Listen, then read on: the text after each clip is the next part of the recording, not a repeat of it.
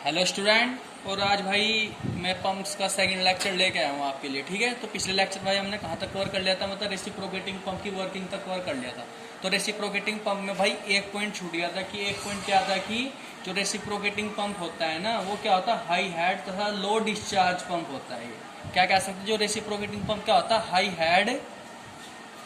High head तथा low discharge pump होता है। तो सबसे इम्पोर्टेंट पॉइंट है, जेईई के पेपर में बहुत आ चुका है। ठीक है, हाई हेड मतलब पानी को इस लेवल से उस लेवल तक, हाई हेड तक पहुंचाया जा सकता है, लेकिन स्मॉल क्वांटिटी, किसकी, पानी की स्मॉल क्वांटिटी को पहुंचाया जा सकता है केवल रेसिप्रोकेटिंग पंप के द्वारा। तो आगे समझ में, हाई हेड लो डिस्चार्ज को पंप करने में इस पंप का यूज किया जाता है। ठीक है, तो मैं क्या पढ़ रहा, स्लिप पढ़ रहा था भाई इसमें, रेसिप्रोकेटिंग पंप में स्लिप। तो स्लिप मैंने क्या बताया था कि जो क्यों थ्योरेटिकल डिस्चार्ज है माइनस के क्यों एक्चुअल डिस्चार्ज, इन दोनों का डिफरेंस होता था, ये तो होता था स्लिप। फिर जब मैं परसेंटेज ऑफ स्लिप निकाला था भाई, मैंने परसेंटेज ऑफ स्लिप क्या था कि परसेंटेज ऑफ स्लिप क्या था, क्यों थ्योरेटिकल माइनस के क्यों एक्चुअल बटे क्यों थ्योरेटिकल गुणा 100 किया था। ठीक है, तो इसके जब अलग अलग बटे क्या था क्यों थ्योरेटिकल बटे क्यों थ्योरेटिकल माइनस के क्यों एक्चुअल बटे क्यों थ्योरेटिकल गुणा 100 किया था। तो कितना जाएगा, 1 से 1 कट जाएगा, तो 1 माइनस के क्यों एक्चुअल बटे क्यों थ्योरेटिकल गुणा 100। अब मैंने पता है कि भाई क्यों एक्चुअल बटे क्यों थ्योरेटिकल, ये किसका रेशियो होता है, सी डी क्या होता है, डिस्चार्ज कोफिशिएंट। तो 1 माइनस के सी डी गुणा 100। तो ये क्या होता है, स्लिप, परसेंटेज ऑफ स्लिप, किसमें, रेसिप्रोकेटिंग पंप में। आगे भाई सबसे इंपॉर्टेंट चीज़ है, ये आपके पेपर में आ चुकी है। अब देखो कुछ इसमें कुछ पॉइंट्स होते हैं, ठीक है, रेसिप्रोकेटिंग पंप में इस स्लिप के बेस पे ही। ठीक है भाई, स्लिप के बेस पर कुछ नोट पॉइंट्स होते हैं, वो नोट पॉइंट्स मैं आपको बताता हूँ। देखो क्या क्या होते हैं। तो देखो पहला नोट पॉइंट कौन सा होगा कि जर्नली, पहला नोट पॉइंट देखो, जर्नली जो पंप होते हैं वहाँ पे सी डी का मान 1 से कम ही रखा जाता है। ठीक है, ध्यान रखना भाई, ये हमेशा क्या रखे जाएंगे, 1 से कम ही रखे हुए। अगर सी डी का मान 1 से बढ़ागा तो क्या होगा, वहाँ निगेटिव स्लीपिंग हो जाएगी। ठीक है, निगेटिव स्लीपिंग का मतलब क्या आ जाएगी, जो थ्योरेटिकल डिस्चार्ज होगा ना वो कम हो जाएगा एक्चुअल डिस्चार्ज से। ठीक है, तो चीज़ें आपको याद रखनी है। ठीक है, अब देखो एक पॉइंट और देख लो भाई इसमें कि जब निगेटिव स्लीपिंग अकर होगी, जब मतलब निगेटिव स्लीपिंग होगी, मतलब जब सी डी का मान क्या होगा, 1 से बड़ा हो जाएगा, तब तो इस केस में क्या होगा, जो डिलीवरी पाइप है ना, ये मतलब जब सी डी का मान 1 से बड़ा होगा, कब होगा ये बताना चाह रहा हूँ मैं आपको, कब होगा ये तब होगा जब डिलीवरी पाइप होगा ना, वो क्या होगा, शॉर्ट होगा। ठीक है, तथा सक्शन पाइप क्या होगा, लॉन्ग होगा। सक्शन पाइप क्या होगा, लॉन्ग होगा। और जो पंप होगा ना इसमें, जब स्लिप क्या होगा, निगेटिव होगा, तो पंप क्या होगा कि हाई स्पीड पे रन करेगा भाई। वो कितनी स्पीड पे रन करेगा, हाई स्पीड पे रन करेगा। ठीक है, तो ये पॉइंट है, जब सी डी का मान क्या होता है, 1 से बड़ा होता है। लेकिन जो वेल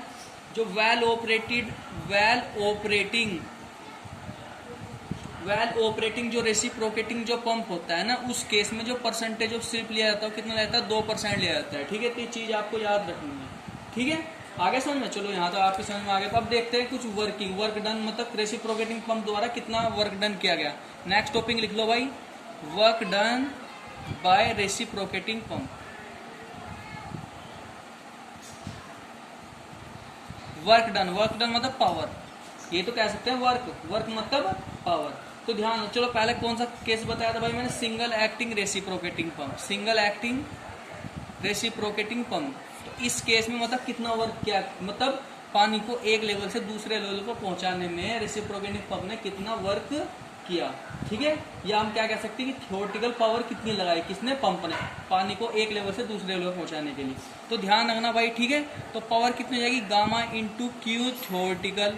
और कितनी हाइट तक भेजा, वो सक्शन हाइट कितनी थी, HS थी, जबकि डिलीवरी हाइट कितनी थी, HD थी। तो इतनी हाइट तक भेजा भाई पानी उसने वहां से वहां। ठीक है, जहाँ पे गामा क्या होता है, पानी की वेट डेंसिटी, क्यों क्या, थ्योरेटिकल डिस्चार्ज। HS क्या होता है, सक्शन हेड। HD क्या होता है, डिलीवरी हेड। आगे समझो भाई, यहाँ तक आपके समझ में। चलो भाई, जब यहाँ तक आपके समझ आ गया तो बहुत बढ़िया। मुझे पता है कि जो क्यू थ्योरेटिकल होता है सिंगल एक्टिंग पंप के लिए कितना था, ALN/60। तो क्या था, HS प्लस के HD। भाई देखो, जो HS प्लस HD, इन दोनों के कॉम्बिनेशन को क्या बोलते हैं, स्टैटिक हेड बोलते हैं भाई। क्या बोलते हैं, स्टैटिक हेड। ये चीज आपको लें। जबकि दूसरा क्या होता है, डबल एक्टिंग रेसिप्रोकेटिंग पंप के लिए जो P का मान होगा, गामा इंटू क्यू थ्योरेटिकल गुणा HS प्लस के HD। जहाँ पे क्यू थ्योरेटिकल क्या होगा भाई 2 into A into L into N upon 60। ठीक है, ये चीज़ आपको याद रखनी है। ठीक है, ये बहुत इंपॉर्टेंट चीज़ है। अब देखो नेक्स्ट टॉपिक कौन सा आ गया भाई, देखो नेक्स्ट टॉपिक लिख लो एयर वेसल। एयर वेसल, ठीक है, एयर वेसल का क्या काम होता है, मतलब जैसे डिलीवरी पाइप तथा सक्शन पाइप में जब पानी की क्वांटिटी क्या हो जाती है, ज़्यादा हो जाती है, तब उस केस में मतलब थोड़ा पानी एयर वेसल में क्या हो जाता है, इकट्ठा हो जाता है।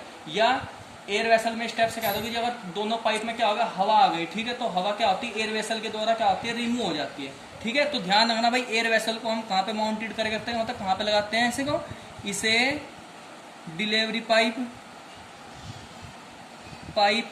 तथा सक्शन पाइप पर लगाया जाता है। ठीक है, लगाया जाता है किसके पास, किसके पास भाई, पंप के पास। पंप के पास जैसे पाइप में क्या हो गया भाई, पंप में क्या होगी, हवा आ गई, ठीक है, उसमें हवा आ गई तो उसके क्या करें, हवा को रिमूव करने के लिए एयर वेसल का यूज किया जाता है। अगर जगह ज्यादा क्वांटिटी पानी की हो गई तो उसको भी क्या करता है, रिड्यूस कर देता है। ठीक है, तो इसके कुछ फंक्शंस होते हैं भाई। ठीक है, ये क्या होता है, क्लोज चैम्बर होती है। ठीक है, क्या होती है, क्लोज चैम्बर टाइप की होती है, क्लोज चैम्बर टाइप की होती है भाई ये। ठीक है, इसका कुछ एक नोट पॉइंट देख लो, तथा ये ना, ये वाली जो होती है, मैंने आपको बताया कहाँ पे लगाते हैं, पंप के नियर में लगाते हैं, पंप के पास लगाते हैं, जिससे कि पानी की क्वांटिटी ज़्यादा होगी भाई सक्शन पाइप में। ठीक है, तो पानी के हेड को क्या करते हैं, रिड्यूस कर देती है। तो मतलब क्या कह सकते हैं इसको, मतलब हेड को क्या कर देती है, हेड के एक्सीलेटिंग को क्या कर देती है, कम कर देती है। ठीक है, समझ गए। नेक्स्ट पॉइंट कौन सा लिख सकते हैं इसे, तथा जो पाइप में जो फ्लो का सेपरेशन होगा, फ्लो के सेपरेशन को कम कर देती है, कम कर देती है। ठीक है, नेक्स्ट पॉइंट कौन सा हो जाएगा कि जब भाई पानी की क्वांटिटी कम हो जाएगी तो इसमें पंप क्या होगा, ज़्यादा स्पीड से रन करेगा, तो पंप ज़्यादा स्पीड से रन करेगा। ठीक है, नेक्स्ट पॉइंट क्या कह सकते हैं कि इससे पंप की पावर भी सेव हो जाती है। ठीक है भाई, सेव हो जाती है। और हम एक पॉइंट और लिख लो कि जो सिंगल एक्टिंग जो पंप होता है, सिंगल एक्टिंग पंप के केस में जो पावर जो क्या होगी, पावर सेव होगी, वो कितने % होगी, 84.8% तक सेव हो सकती है सिंगल एक्टिंग पंप के लिए, सिंगल एक्टिंग पंप के लिए। जबकि डबल एक्टिंग पंप के लिए जो पावर है ना 39.2% तक क्या होती है, सेव होती है। ठीक है, ये चीज आपको याद रखनी है, बहुत इंपॉर्टेंट चीज है। अब देखो नेक्स्ट टॉपिक कौन सा होगा भाई, सेंट्रीफ्यूगल पंप हो गया।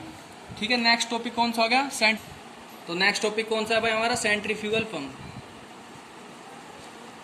सेंट्रीफ्यूगल पंप, तो सेंट्रीफ्यूगल पंप को क्या कहते हैं भाई, रोटोडायनेमिक पंप भी कहा जाता है इसको। क्या कहा जाता है, रोटोडायनेमिक पंप भी कहा जाता है। इसमें क्या होता है, इम्पेलर्स होते हैं और वेन्स होते हैं। ठीक है, केसिंग होती है, ये क्या होती है, घूमती है। जैसे क्या है, मेरे पास इम्पेलर हो गया, ये क्या हो गया, इम्पेलर।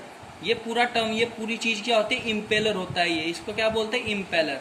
जबकि जो बीच में वेन्स होते हैं इनको क्या बोलते हैं, वेन्स बोलते हैं। और ये क्या होता है, ये बीच में शाफ्ट होते हैं, इसे क्या बोलते हैं, आई, इम्पेलर की आई बोलते हैं इसको, आई मतलब आंख। ठीक है, और यहाँ पे बाद में क्या होता है, केसिंग होता है। ठीक है, और यहाँ पे क्या होता है, डिस्चार्ज जाता है भाई दूसरी जगह पे। ठीक है, तो इस प्रकार के पंप को क्या बोलते हैं, सेंट्रीफ्यूगल पंप बोलते हैं। ठीक है, और ये कौन से सिद्धांत, मतलब कौन से प्रिंसिपल पे बेस होता है, आप मैंने पिछले लेक्चर में पहले पढ़ाया था, टर्बाइंस में पढ़ाया था। ठीक है, रेडियली आउटवर्ड जो टर्बाइन होती है, रेडियली आउटवर्ड जो टर्बाइन होगी नहीं, उसके प्रिंसिपल पर बेस्ड होता है। ठीक है, रेडियली आउटवर्ड टर्बाइन। ठीक है, ये चीजें आपको याद रखनी है। वो जो सेंट्रीफ्यूगल पंप होते हैं ना भाई, सेंट्रीफ्यूगल पंप ये जर्नली 1 से 100 मीटर तक के हेड के लिए क्या होते हैं, सूटेबल होते हैं, बहुत अच्छे होते हैं। तथा डिस्चार्ज 40 से 50 मीटर क्यूब तक की सप्लाई कर सकते हैं। ठीक है, मतलब हेड कितना, 1 से 100 मीटर, तथा डिस्चार्ज 40 से 50 मीटर क्यूब पर सेकंड तक क्या कर सकते हैं, डिस्चार्ज कर सकते हैं। मतलब बहुत अच्छी तरीके से क्या करते हैं, वर्क करते हैं। कितनी एफिशिएंसी, 90% एफिशिएंसी। आगे समझ में आई ये भाई समझ में आ गया सेंट्रीफ्यूगल पंप का मतलब। सेंट्रीफ्यूगल पंप को क्या कहते हैं, जैसे हमने वहां पढ़ा था पॉजिटिव। ठीक है, इसको क्या बोलते हैं, निगेटिव। ठीक है, क्या बोलते हैं इसको, निगेटिव डिस्प्लेसमेंट पंप बोलते हैं इसको। ठीक है, डिस्प्लेसमेंट पंप भी बोलते हैं भाई इसको। ठीक है, अब हम पढ़ेंगे इनके क्लासिफिकेशन। देखो इसमें ज्यादा कुछ नहीं पढ़ने की जरूरत है, क्योंकि आपके जेई और ए के पेपर में ज्यादा कुछ खास नहीं आता है यहाँ से ना। तो देखो क्लासिफिकेशन पढ़ेंगे, इसके classification. Classification of centrifugal pump. तो सेंट्रीफ्यूगल पंप के पहला वर्किंग हेड के बेस पे करेंगे। वर्किंग हेड मतलब पानी के हेड को कितनी ऊंचाई से कितनी ऊंचाई तक भेज सकता है। ठीक है, अब देखो लो, जब पानी का हेड 15 के बराबर या 15 से छोटा होगा तो इस प्रकार के जो सेंट्रीफ्यूगल पंप को क्या कहेंगे, लो लिफ्ट सेंट्रीफ्यूगल पंप। क्या कहेंगे, लो लिफ्ट सेंट्रीफ्यूगल पंप। दूसरा क्या होगा कि जब हेड 40 के बराबर या 40 से छोटा होगा तो इसे क्या कहेंगे, medium lift centrifugal pump. Number तीसरा, जब हेड किसके बराबर होगा, मतलब 40 से बड़ा होगा तो इसे क्या कहेंगे, हाई लिफ्ट सेंट्रीफ्यूगल पंप कहेंगे। ठीक है, दूसरा क्या होगा, classification on the base of the types of impeller. मतलब क्लासिफिकेशन किसके बेस पर, on the basis of impeller के बेस पे क्या करेंगे हम, क्लासिफिकेशन करेंगे दूसरे टाइप का। तो पहला लिख लो classification, closed impeller pump. Close impeller pump में क्या होता है कि जिसमें इम्पेलर क्या होता है, क्लोज होता है। देखो यहाँ पे क्या होता है, ये हो गई, ये क्या हो गए, वेंस हो गए।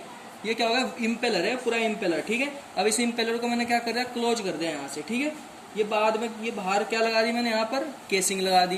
और केसिंग से यहाँ पे क्या आएगा, डिस्चार्ज स्टेप से आएगा और यहाँ पे डिस्चार्ज कैसे हो जाएगा, बाहर निकल जाएगा। क्यों, तो इसे क्या बोलते हैं, इस पूरे टर्म को क्या बोलते हैं, इम्पेलर। इसको क्या बोलते हैं, वेंस बोलते हैं। क्या बोलते हैं इनको, वेंस बोलते हैं। अब देखो ये आ गया, वेंस हो गया यहाँ पर। हाँ चलो बहुत बढ़िया, यहाँ तो हो गया। अब देखो जो ये चीज होती है ना, क्या बोलते हैं, गाइड वेंस बोलते हैं भाई इनको। ये दो चीज लगी होती है, इनको क्या बोलते हैं, गाइड वेंस। क्या बोलते हैं इनको, गाइड वेन। ठीक है, गाइड वेन। अब देखो ये क्लोज इम्पेलर होता है ना, क्लोज इम्पेलर इनका यूज कहाँ करते हैं, इसका यूज कहाँ करते हैं, जो नॉन विस्कस लिक्विड होता है, नॉन विस्कस लिक्विड को नॉन विस्कस लिक्विड, जैसे क्या हो गया, वाटर हो गया, हॉट वाटर हो गया, तथा केमिकल्स को लिफ्ट करने में इसका यूज किया जाता है। ध्यान रखना भाई, ठीक है, नॉन विस्कस फ्लूइड को लिफ्ट करने में इसका यूज किया जाता है। और इनका यूज वहां भी किया जाता है जब लिक्विड डेब्रिज से फ्री हो। ठीक है, आगे समझ में। नंबर दूसरा पॉइंट क्या होगा, सेमी ओपन इम्पेलर। इसमें इसका यूज कहाँ किया है, जैसे इसमें क्या होता है कि इस टाइप से ये आई हो गई, ये क्या हो गया, ये इम्पेलर होगा। इसमें क्या होता है, एक साइड पे क्या लगी होती है, प्लेट लगी होती है, दूसरी साइड क्या होता है, फ्री होता है। ये मतलब फिक्स नहीं होता है। एक साइड क्या होती है, एक साइड से क्या होता है, ये क्लोज होता है, दूसरी साइड से क्या होता है, ओपन होता है। तो क्या कहते हैं, सेमी ओपन इम्पेलर कहते हैं। ठीक है, इसका यूज कहाँ किया जाता है, इसका यूज ध्यान रखना, जो सीवर वाटर होता है ना, सीवर वाटर को लिफ्ट करने में इसका यूज किया जाता है भाई। सीवर वाटर को लिफ्ट करने में इसका यूज किया जाता है। और इसमें जो इम्पेलर्स होते हैं ना, इम्पेलर्स ठीक है, इसमें क्या कहते हैं, जो इम्पेलर, जैसे सीवर को हम क्या करते हैं, सीवर वाटर को क्या करेंगे, इसमें क्या करेंगे, लिफ्ट करेंगे। तो इससे क्या होता है कि इम्पेलर्स क्या हो जाता है, क्लोग्ड हो जाता है। ठीक है, उसके क्लोग्ड को रोकने के लिए, हम क्या करते हैं, नंबर ऑफ वेन्स की क्वांटिटी को क्या कर देते हैं, कम कर देते हैं, जिससे कि जो सीवर का पानी है कहाँ चल जाए, अधिक ऊंचाई पर लिफ्ट हो जाए। ठीक है, तो ध्यान रखना। नेक्स्ट तीसरा पॉइंट कौन सा आ गया,